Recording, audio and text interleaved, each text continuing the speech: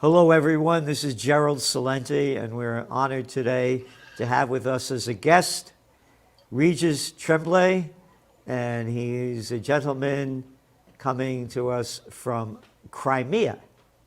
And Crimea, of course, is the place that we keep hearing from the U.S. media how Russia invaded it and took it over in 2014 after the U.S. coup. Oh, we can't say that of the Ukraine government. And of course, they didn't invade it. They've been there for, since 17 something, and they had ports over there, and they had a vote in Crimea that was monitored by international observers. Over 80% of the people turned out to vote. 96% or more voted to not be a part of Ukraine. So thank you very much, Regis, for being with us today. And please tell everyone who you are and what you do. Well, thank you for having me, Gerald. I am an American citizen. I have been living in Yalta since March of 2020, right before the thing started. And I started coming to Russia in 2016 because I was finishing a film, and it was about the possibility of thermonuclear war between the United States and Russia. And not believing the United States propaganda, I had to come to Ukraine and Russia to see for myself and to find out the truth if I could. I returned in 2018 and 2019 and decided to come here in 2020 to continue filmmaking, trying to show the United States and Western audience the truth about life in Russia, but especially in Crimea. I'm living in Yalta. And I started a podcast about 18 months ago, done 170 shows. The intention and the purpose is to counter the American and Western narrative about all things Russian, all things Crimean, and all things about this intervention of Russia into Ukraine. So in a nutshell, that's who I am, and that's what I'm doing here in the Crimea. So you're a film producer then, is that it? Is that your career?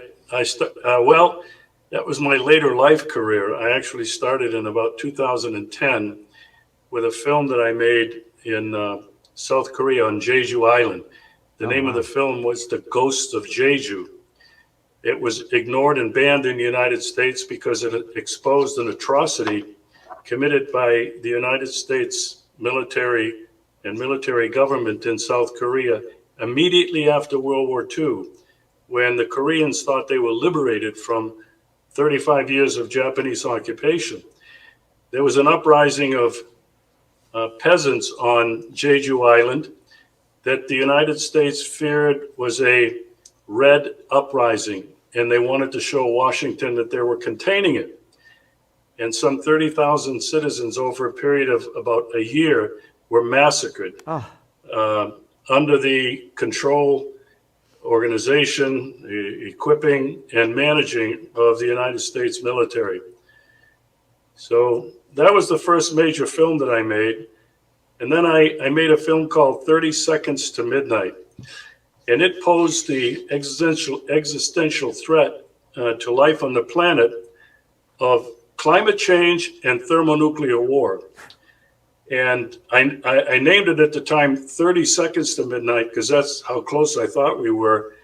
Were I to issue that film today, publish it today, I would probably say 10 seconds and counting.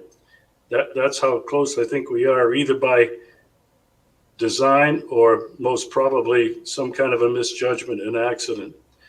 And then I made a third documentary after coming here called Who Are These Russians and Why Do We Hate Them?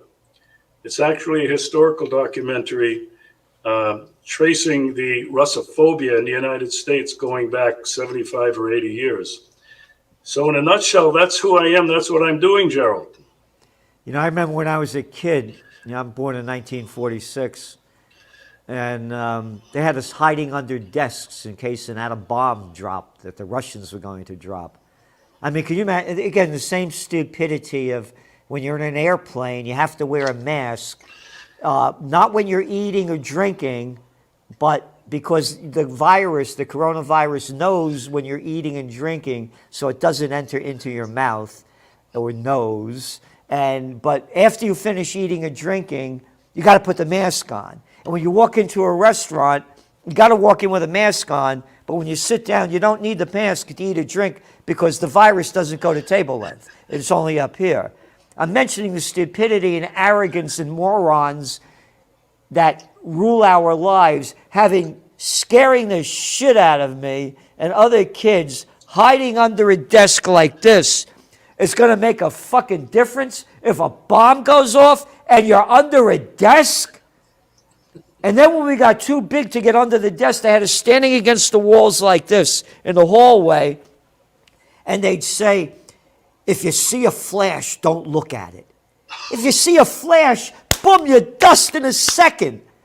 These are the same people that are selling their hate and hysteria about the Russians.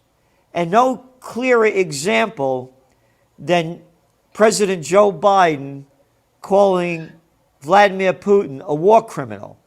Oh, you mean he joined the Bush, Obama, Clinton war criminal club?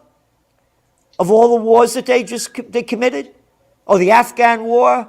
Oh, we're going to get that guy Osama bin Laden dead or alive. Oh, you lied us into the Iraq war. That was fine. Saddam Hussein has weapons of mass destruction. Oh, Clinton? Every time he get caught with his pants down, bombs away over Baghdad.